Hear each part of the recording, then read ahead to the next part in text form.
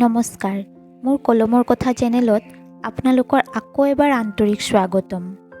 আজি এজন কন্যা দায়গ্ৰস্ত পিতৃৰ কাহিনী তুলি ধৰিছোঁ। এজন কন্যা দায়গ্ৰস্ত পিতৃৰ লগত আজি কথা হ'ল। মানুহজন অটো ড্ৰাইভাৰ। উচ্চ মাধ্যমিক পৰীক্ষাত ভাল নম্বৰ পাই উত্তীৰ্ণ হৈছিলে, কিন্তু সংসাৰৰ বোজা কান্ধত লৈ পঢ়া শুনা কৰা আৰু সম্ভৱ নহ'ল। মানুহজনৰ গাৰ ৰং বৰ ক'লা, দেখাত ওখ, সুস্থ সবল। মূৰত বগাতকৈ ক'লা চুলিৰ সংখ্যাহে অধিক। সস্তীয়া কাপোৰ পিন্ধিছিল, কিন্তু একেবাৰে চাফ চিকুণ। কথা পাতি গম পালোঁ মানুহজনৰ ছোৱালী এজনী। ছোৱালীয়ে BEd কমপ্লিট কৰি চাকৰি পৰীক্ষা দিছে। মানুহজন হাঁহি হাঁহি ক'লে, মোৰ মায়ে যেতিয়া মোক বিয়া কৰাইছিল তেতিয়া দেখাত বগা সুন্দৰী বোৱাৰী আনিছিল। কাৰণ নাতি নাতিনী যিয়েই হওক দেখাত যেন বগা হয়। কিন্তু মোৰ মাৰ সেই ইচ্ছাত পানী ঢালি মোৰ ছোৱালীয়ে মোৰ ৰং পালে। ময়ো মৰমেৰে তাইৰ নাম কৃষ্ণকলি ৰাখিলোঁ। মোৰ ছোৱালীজনী সকলো কামত পাৰদৰ্শী, শিক্ষাৰ ক্ষেত্ৰতো বহুত ভাল। মানুহজনে ক'লে, ছোৱালী বিয়াৰ কাৰণে পাত্ৰ বিচাৰিছে। গাৰ বৰণ ক'লা হোৱা বুলি মনে বিচৰা ধৰণে পাত্ৰও পোৱা নাই। মই ভাবিলোঁ, এইটোৱেই আমাৰ সমস্যা। ছালৰ মেলানিনৰ পৰিমাণৰ হেৰফেৰত সমস্ত গুণ দমন হৈ সেয়া কম দামী হৈ যায়।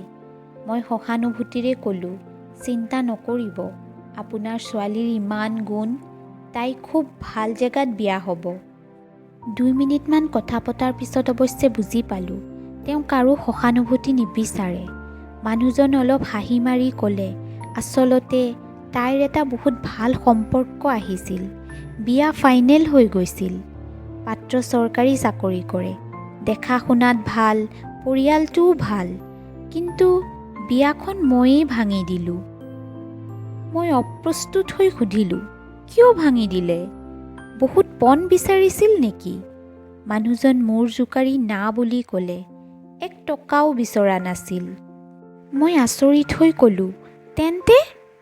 মানুহজন মোক স্তম্ভিত কৰি ক'লে, মোৰ ছোৱালীজনী প্ৰতি মুহূৰ্তত অপমানিত হৈ আছিল, সেইকাৰণে। মই একো বুজি নাপাই ক'লোঁ, বুজিব নোৱাৰিলোঁ দাদা। মানুহজন আক্ষেপেৰে ক'লে, মোৰ ওচৰ চুবুৰীয়া, আত্মীয় পৰিজন সকলোৱে দিনে ৰাতিয়ে মোৰ কলিক কৈ আছিল, তই খুব ভাগ্যৱতী, তই বহুত লাকি যে তোৰ ইমান ধুনীয়া বগা সুদৰ্শন ল'ৰাৰ লগত বিয়া ঠিক হৈছে।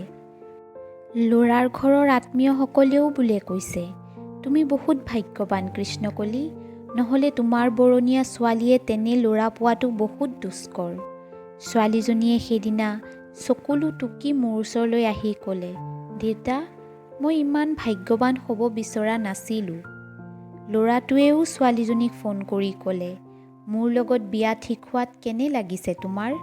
নিশ্চয় নিজক বৰ ভাগ্যৱতী অনুভৱ কৰিছা। এইবোৰ কথা শুনি মই ভাবিলোঁ যে মোৰ ছোৱালীজনীয়ে নিজৰ কপালৰ বোজা নিজেই কঢ়িয়াব পাৰিব। মানুহৰ দয়াত ইমান ভাগ্যৱতী হ'ব নালাগে। সেয়ে ঘৰৰ সকলোৰে অসন্মতি সাপেক্ষেও বিয়াখন ভাঙি দিলোঁ।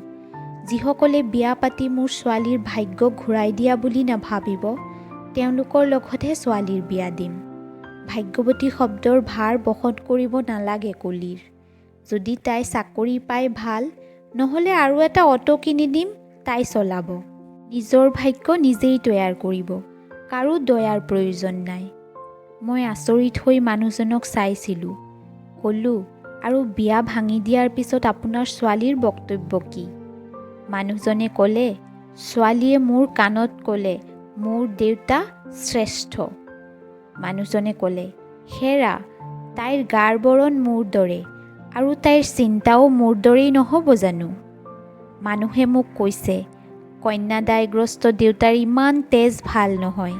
মই ক'লোঁ, ছোৱালী মোৰ বাবে কোনো দায়বদ্ধতা নহয়, মোৰ গৌৰৱহে। অকাৰণে ৰাইজৰ কৰুণাৰ পাত্ৰী হ'ব কিয়? কি নাই তাইৰ? চব আছে। মই তাইক সকলো দি মানুহ কৰিছোঁ, কেতিয়াও কোনো অৱহেলা পোৱা নাই। মই ক'লোঁ, বিশেষকৈ তাইৰ এনে এজন পিতৃ আছে। সঁচা কথা ক'বলৈ গ'লে সেই অদৃশ্য কৃষ্ণকলিৰ মৰমৰ ভাগ ল'বলৈ মন গৈছিল। কৃষ্ণকলিহঁত এনেকেই মূৰ দাঙি থিয় হওক। কাৰোবাৰ দয়াত ভাগ্যৱান হোৱাৰ পৰিৱৰ্তে নিজৰ প্ৰচেষ্টাৰে নিজৰ পৰিচয় গঢ়ি তোলক। ধন্যবাদ। কলমত অৰ্পিতা চৰকাৰ, কণ্ঠ আৰু ভাৱানুবাদ সুদীপ্তা দে।